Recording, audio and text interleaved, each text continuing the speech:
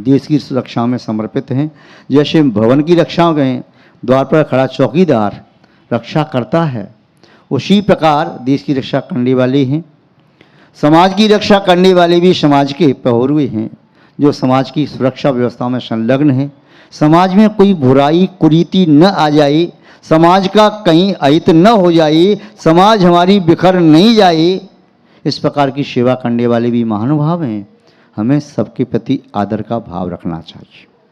जो धर्म की सेवा कर रहे हैं उनके प्रति भी आदर और सम्मान का भाव, जो समाज की सेवा कर रहे हैं उनके प्रति भी आदर और सम्मान का भाव, जो आपके परिवार को जोड़ के रखें सेवा कर रहे हैं उनके प्रति भी आदर और सम्मान का भाव, जो देश की सेवा में संलग्न हैं उनके प्रति भी आदर सम्मान का भाव अवश्य होना चाहिए।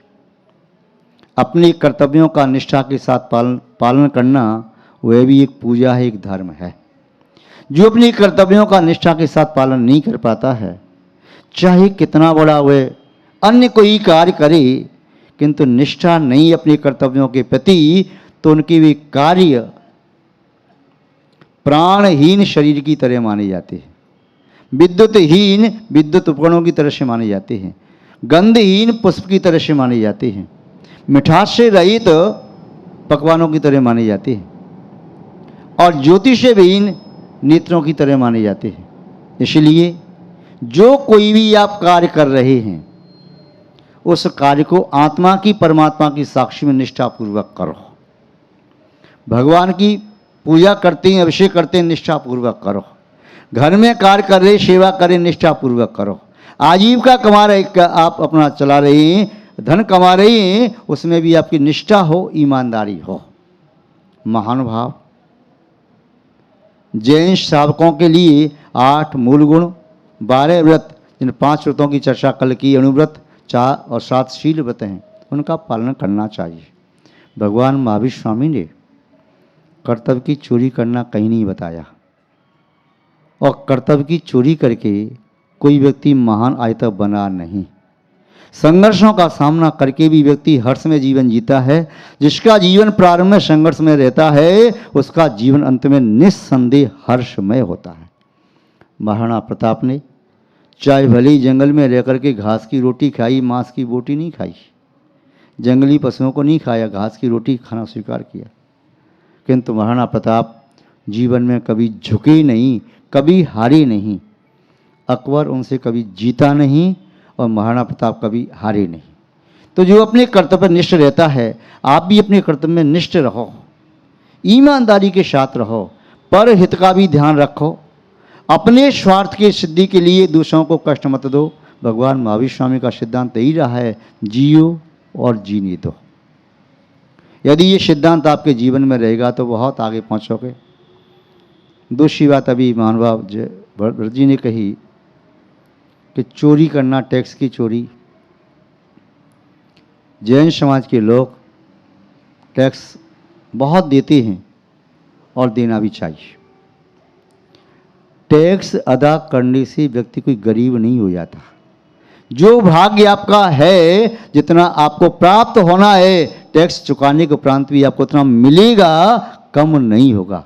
जैसे दान देने से कम नहीं होता है, वैसे टैक्स चुकाने से भी धन कम नहीं होता है।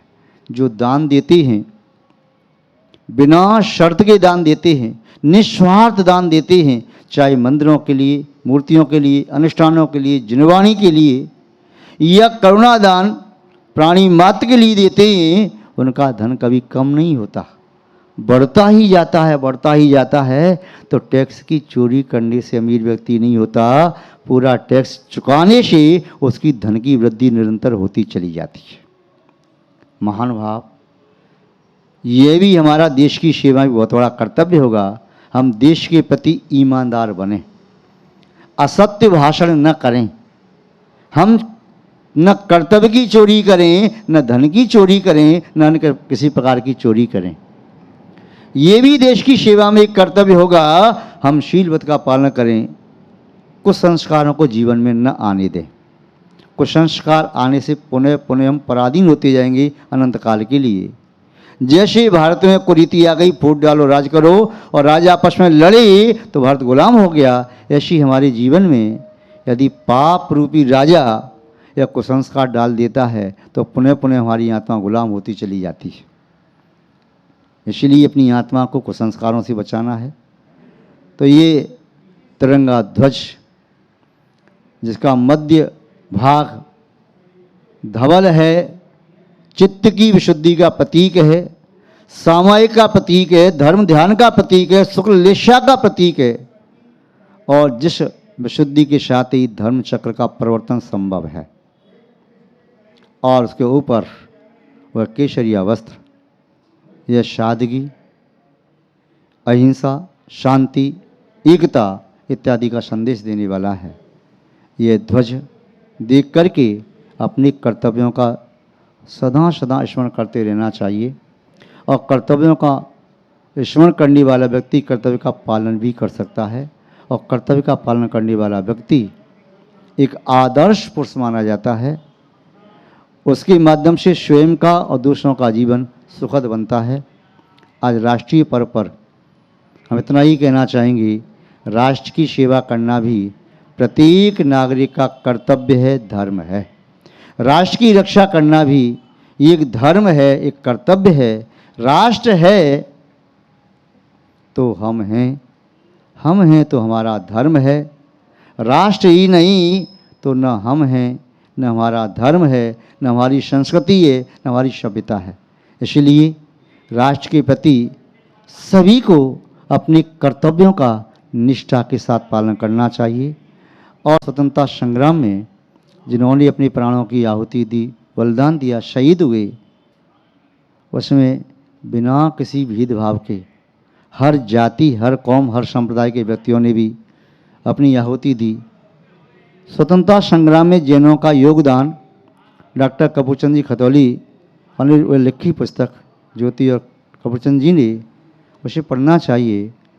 लगभग शताधिक जैनों ने अपनी आहुति दी।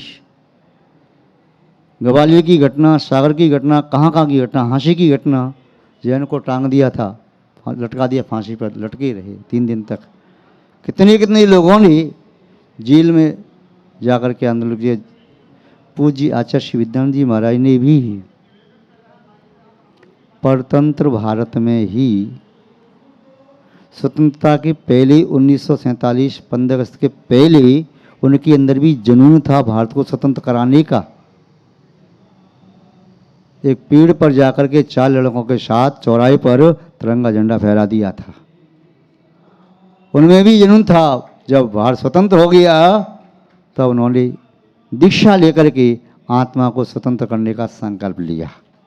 महान भाव आचार्य श्री विद्यानंद जी महाराज की भावना दीक्षा के उपरांत भी देश के प्रति हितकर भावना रही, प्रशस्त भावना रही।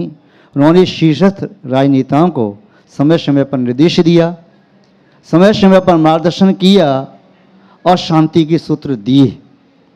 तो संत भी देश की शांति में, देश के हित में, देश के कल्याण में, देश की समृद्धि में अपना बहुत बड़ा योगदान देते हैं। इसलिए उन्हें लोक मंगलकारी कहा जाता है, उन्हें शांति दूत कहा जाता है। उनकी छवि मुद्रा देखते ही व्यक्ति के विकार तिरोहित होते हैं। उन्हें देखते ही व्यक्ति को जीवन शैली जीने की कला आती है। व्यक्ति शांति के साथ अपना जीवन जी पाता है। आप सभी लोग अपनी ऐसी जीवन शैली बनाएं कि जिसके माध्यम से दूसरों को कष्ट ना हो। विचारों में स्वतंत्रता हो, अच्छा है, विचारों में स्वतंत्रता हो, अच्छा है, किंतु जीवन में संस्कारों का बंधन हो, ये भी आवश्यक है।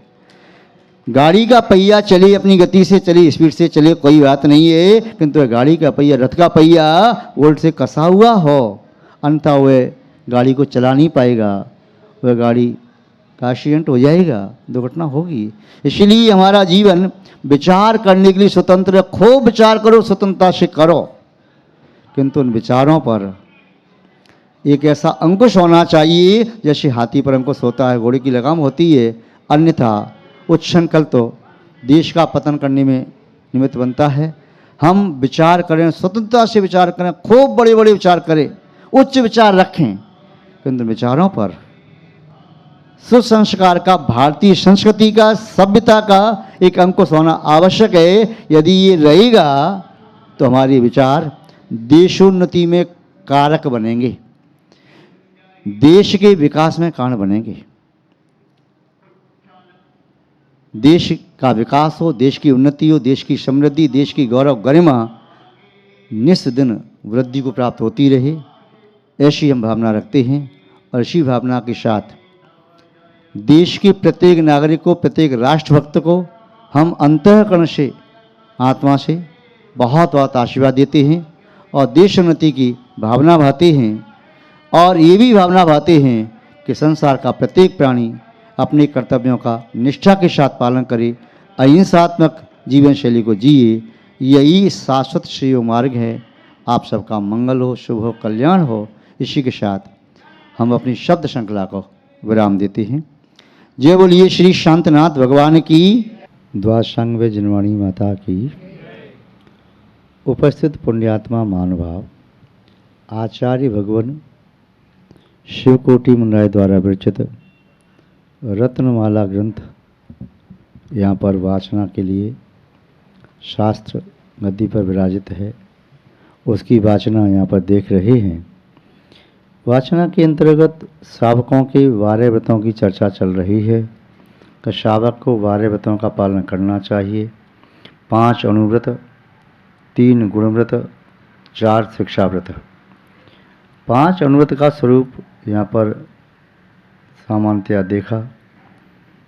अहिंसानुव्रत, सत्यानुव्रत, आचौर्यानुव्रत, ब्रह्मचर्य अनुव्रत और परिग्रह परिमाण अनुव्रत, ये 5 व्रतों का स्वरूप आचार्य महोदय ने बताया कि विमतिर विरति ही पंचानुव्रतानि। गृहिष्ठ नाम जो गृहस्थ हैं उन्हें इन 5 अनुव्रतों का पालन करना चाहिए। इनसे अपनी बुद्धि को पापों से हटा करके वे अपनी बुद्धि अनुव्रतों में लगाए। आचार्य समत्व स्वामी जी ने इन 5 पापों को नाली कहा, कर्मों का द्वार कहा। ये 5 जो क्रियाएं हैं ये पापों को बुलाने वाली नालिका हैं, द्वार हैं। इनके बंद करने से वह ग्रस्त स्थूल पापों से बच जाएगा और महावती बनने पर सूक्ष्म पापों से भी बचेगा। तो इनका स्वरूप देखा था हिंसा, असत्य, चौर्य, परनारी और परिग्रह से विरक्ति। यही ग्रस्तों के 5 अनुव्रत कहलाते हैं। श्लोक नंबर उच्चारण कर लिया था। गुणव्रतानाम आद्यस्यात्। जो गुणव्रत हैं उन गुणव्रतों में आदि का गुणव्रत है वह दिग्व्रत है। दिग का अर्थ कहिए दिशा और व्रत कहिए संकल्प। दिशा का संकल्प अर्थात 10 दिशाओं में यावत जीवन आने जाने की मर्यादा कर लेना। मैं पूर्व दिशा में अमुक समुद्र, पर्वत, महान जंगल या देश, इसके आगे नहीं जाऊंगा। अमुक दिशा में वहाँ से आगे, तो सभी चारों दिशाओं का, विदिशाओं का या योजन आदि की मर्यादा लेकर के संकल्प लेना, यह दिग्व्रत कहलाता है। दिग्व्रत यावत जीवन के लिए लिया जाता है। दिग्व्रत 10 दिशाओं में लेगी मर्यादा का नाम है। द्वितीयकम, दूसरा जो व्रत है अनुव्रत, वह यहाँ दिया अनर्थ दंड व्रति व्रत। अनावश्यक कार्य नहीं करना, अनावश्यक कार्यों का त्याग करना। जो कार्य पाप के संवर्धक हैं, पाप को बढ़ाने वाले हैं, ऐसे कार्यों को छोड़ देना चाहिए। जिनका प्रयोजन तो जिनका कम है, प्रयोजन कम सिद्ध हो रहा है, पाप ज़्यादा हो रहा है, फिर निस्संदेह संसारी प्राणियों का अनर्थ करने वाले कार्य हैं। वे कार्य 5 हैं। पापोपदेश, हिंसादान, दुःश्रुति, प्रमादचर्या और अपध्यान। पापोपदेश, स्वयं तो पाप नहीं कर रहे किंतु दूसरों को पाप कार्य की प्रेरणा दे रहे, तो ये अनर्थ दंड है। यह पाप कर्म का विशेष आश्रय कराने वाला। हिंसा दान, स्वयं हिंसा तो नहीं कर रहे किंतु अन्य लोगों को हिंसा के उपकरण देना, उससे हिंसा ही की जाएगी, तो वह हिंसा करेगा किंतु आपने हिंसा के उपकरण दिए, पाप आपको लगेगा। यदि पुण्य के उपकरण देता है व्यक्ति कोई तो उसे पुण्य लगता है। आपने जिनवाणी को प्रिंट करा के छपा करके उचित हाथों तक पहुंचाया, उसका स्वाध्याय कर रहे, पूजन आदि कर रहे, तो आपको पुण्य मिल रहा है। आपने भगवान की मूर्ति विराजमान की, लोग उनके दर्शन पूजन आदि करते हैं, आपको भी पुण्य लग रहा, उसको भी पुण्य लगेगा। मंदिर बनवाया, तो ऐसे पुण्य के कार्य हैं जिन्हें व्यक्ति स्वयं न करे, दूसरों से कराए, तब भी उसे पुण्य प्राप्त होता है निमित्त की अपेक्षा से।